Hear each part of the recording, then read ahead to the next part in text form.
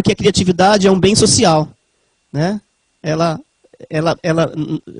O efeito ou o trabalho da criatividade não reside só nas quatro paredes da sala de aula, mas a exigência de seres criativos é uma exigência social. Em se tratando de criatividade, de novo Tonucci, e aí nós temos uma criança brincando, né? Aqui ela montada numa vassoura com uma espada de madeira. Mas na imaginação dela, ela está num cavalo belíssimo, no elmo, né? Com um elmo na cabeça, uma capa maravilhosa, uma linda espada.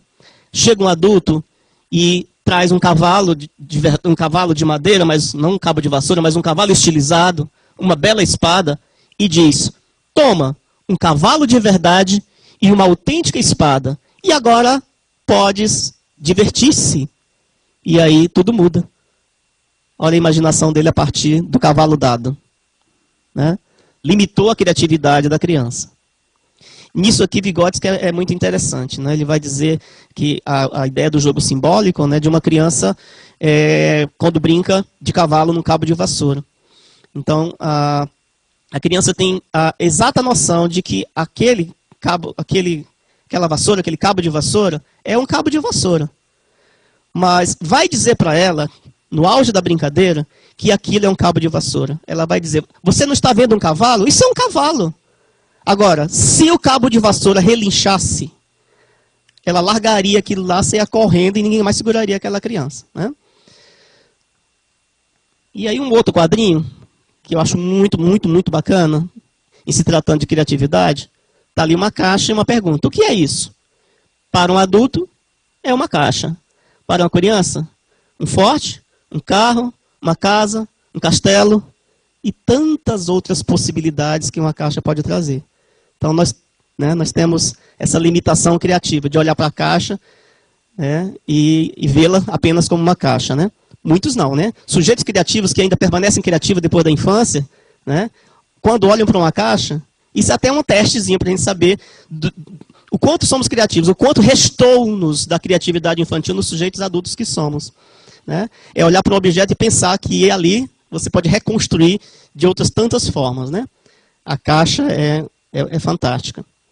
E ainda, dentro dessa ideia da criatividade, está aqui o Gimli, que já cresceu, aquele menino que eu falei, né? Ele pegou um lápis, fez um borrão todo na casa, na casa dele. Aí ele chega para a mãe e fala assim: não é incrível tudo que pode ter dentro de um lápis? Aí ela vai dizer o quê, né? Super criativo, né? E por último, a dimensão psicomotora, a gente vai ter a percepção de um esquema corporal influencia o desenvolvimento, pois se mal estruturado, pode resultar em dificuldades de coordenação motora, lateralidade, postura, equilíbrio, organização espaço-tempo, etc. E isso a gente pode perceber em nós, sujeitos adultos, né? Quantos de nós não temos ainda, né, limitações psicomotoras? Questões de lateralidade é muito comum no nosso mundo adulto, né? Se eu for fazer uma enquete aqui, eu tenho certeza que eu vou encontrar gente aqui que vai dizer: eu tenho problema de psicomotricidade, né? Consequentemente, poderá responder ao mundo social com comportamento como desatenção, desinteresse, falta de sociabilidade, agressividade, etc. A psicomotricidade ajuda o corpo a se comunicar melhor, dando equilíbrio ao processo de desenvolvimento. Na escola, a criança que apresenta dificuldades de aprendizagem pode ter sofrido prejuízos no seu desenvolvimento psicomotor, que a ideia do jogo, a prática do jogo, poderia, né, ter sido uma solução, né? Poderia ter evitado. Aí dentro da ideia da psicomotricidade, eu trago dois quadrinhos. No primeiro aqui, o menino passa correndo, né? Pocotó, pocotó, pocotó, pocotó. Aí o menino já cresce, está maiorzinho. Passa correndo. Já está adulto. E a mãe diz assim: e tem gente por aí dizendo que meninos sempre crescem, né? Então, o movimento, esse desejo, esse tesão pelo movimento, está implícito, né? Ele é inerente à condição humana. E aí vem a escola e diz que o menino não pode correr, né? O que tem esses meninos que correm o tempo todo? Eu suspeito dos meninos que não correm, né? Eu suspeito muito de meninos quietinhos. Aí eu acho que tem problema, né? Eu já desconfio. Menino que corre é saúde, correr é saúde, né? Então, dentro dessa ideia, e voltando ao baú de surpresa, dos jogos que nós evocamos aqui, outros tantos, né? Então a gente pode sempre pensar, gente, quando pensa em um jogo, um brinquedo, uma brincadeira, está ali no centro, é o que é, como se usa e o que desenvolve. E quando a gente fala em desenvolver, a gente está falando, né, do desenvolvimento humano e nas aprendizagens. Então é sempre pensar, né, organizar as ideias nesses três aspectos, né? Eu disse isso em outro momento, né, que grande parte dos jogos, por sua característica criadora, deixa ensinamentos para a vida toda, né? Então, sintetizei assim, de modo muito breve, até mesmo em função do horário, mas é um resumo, né, das ideias que eu tenho desenvolvido, que eu tenho insistido nelas, conversado com professores, né, escrito em artigos, em outros livros meus também. E o convite que eu sempre deixo ao final da minha exposição é um convite humano, é um convite sensível do permanente brincar. Vamos brincar. Vamos nos dar esse prazer, vamos nos permitir, como adulto que somos, o resgate da criança interior, né, o momento do brincar, que ele, inclusive, esteja presente em outras formas de brincares, né, as formas de brincar do mundo adulto, mas que, de fato, o brincar esteja sempre presente nas nossas vidas, né, como gozo pessoal, para fazer a nossa vida mais leve, né, mas também para que a gente tenha condições de ensinar ou brincar com a criança, para que a gente não adote para a gente aquela máxima fiada de dizer que faço o que eu digo, mas não faço o que eu faço. Então eu proponho à criança que brinque, mas eu não sou um sujeito brincante, eu não sou um adulto brincante. Então há sempre tempo da gente, né, desconstruir esse adulto frio, duro, quebrar exatamente esse adulto rígido que nós somos e nos permitir, né, visitar o mundo do brincar. E se for com a criança, muito melhor ainda, né? Então, gente, o que eu tinha para vocês, falando de modo muito corrido, né? Esse resumo das ideias, eu vou deixar que vocês também, viu que eu acelerei agora, né? Quase não respirei. Mas o espaço para vocês também, né? Intervirem, conversarem comigo, perguntar, dar depoimento, né? Então, é com vocês. Muito obrigado.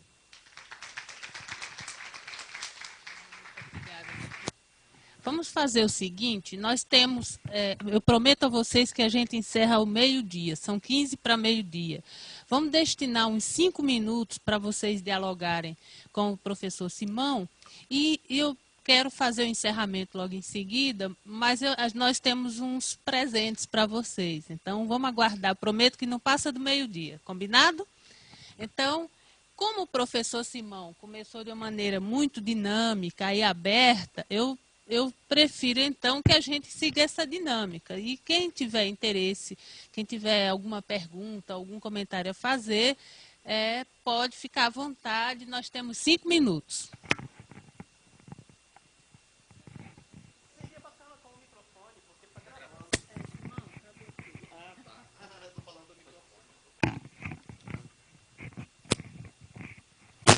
Oi. Relacionado, o João Batista, ele fala da questão da criança que fica sentada, ela aprende a ficar sentada. E a gente percebe, mesmo, né, com esse movimento de uma educação mais moderna, que as crianças ainda continuam sentadas, enfileiradas, com a dificuldade dos professores regentes, para estar levando essa criança para uma prática, seja ela matemática, escrita, mas fora da sala de aula. O que é o seu ponto em cima disso aí dentro da ludicidade? Esqueci teu nome. Hugo. Hugo, eu acho que é dos paradigmas que a gente precisa romper, né? Porque ainda na educação infantil, gente, né? Quem já trabalhou, trabalha, ainda na educação infantil se coloca as crianças em círculo. Mas logo, logo elas sairão do círculo e elas vão para as fileiras. Isso me preocupa muito. Por outro lado, eu sei que a própria configuração da escola, não sei se permite esse sonho da gente não ter as crianças enfileiradas. Mas, pois é, aí a gente pode pensar no aspecto criativo também, né? Se a escola for criativa, talvez até se permita isso. Porque eu ouço muito se dizer que a configuração arquitetônica das escolas não dão conta disso. Eu também tenho dúvida se não dão conta ou se isso seria uma má vontade, má vontade de se propor uma nova organização espacial da escola. Olha, se tem uma coisa que me tira do sério, é você conversar sem olhar nos olhos das pessoas, né? Então, como é que a gente pode pensar em socialização se eu olho o cangote do meu colega, né? Se é para o cangote que eu olho. Então, isso me preocupa imensamente.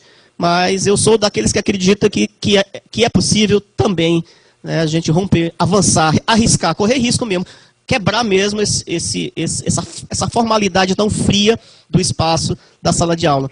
Que aí começa no ensino fundamental e vai nos pós-doutorados da vida, né? Nós somos ensinados a ficar, né, de modo muito bem adestrados, sempre enfileirados, e mais ainda, Hugo, olhando para o professor. Né? Isso me preocupa, em alguns livros eu trato disso. Né? Quer dizer, eu sou tão autoritário e me acho tanto que as crianças têm que olhar para mim o tempo todo. Se alguém ousa conversar com um coleguinha do lado, eu digo, presta atenção, menina, é para mim que você tem que olhar. Porque eu estou falando.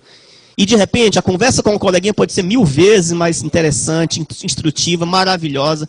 E eu proíbo que as crianças olhem para os lados. E quantas aprendizagens maravilhosas não escapam, porque estão passando ao lado. E a gente está dizendo que só passam na frente, porque eu estou lá. Né? Isso é preocupante, Hugo. Obrigado.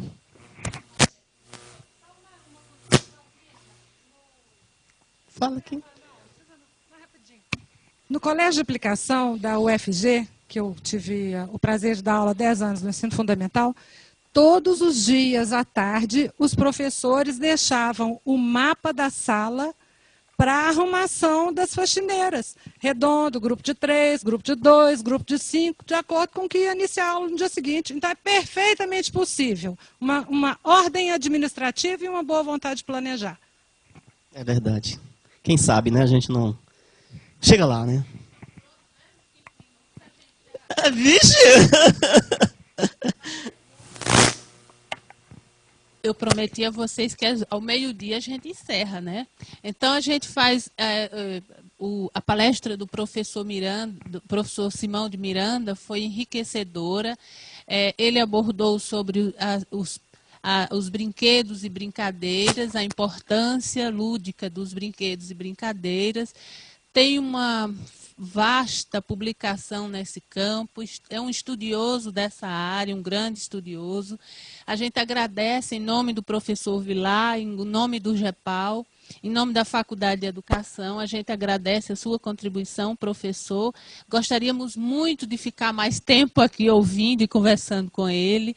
O seu trabalho suscitou outras questões, como pedagoga estudiosa dos processos de ensino-aprendizagem, suscitou muitas coisas que podem a gente produzir por aí, até dialogarmos. E eu agradeço imensamente a sua participação. E também dizer que o próximo encontro, que se Deus quiser vai acontecer, com mais gente aqui, já convidamos para participar do nosso evento, embora que ele seja do GEPAL. Eu estou fazendo essa formalidade toda, mas ele é do time, né?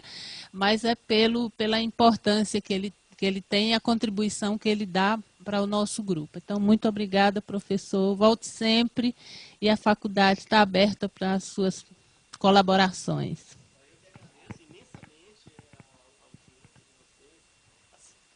Agradeço imensamente a audiência de vocês, a participação, o feedback de vocês. E que eu entendo vocês como parceiros e parceiras. Que se estão aqui num domingo pela manhã até meio-dia, é por uma causa, é por um motivo, é por uma razão, é por uma crença. Então, parabéns por aderir.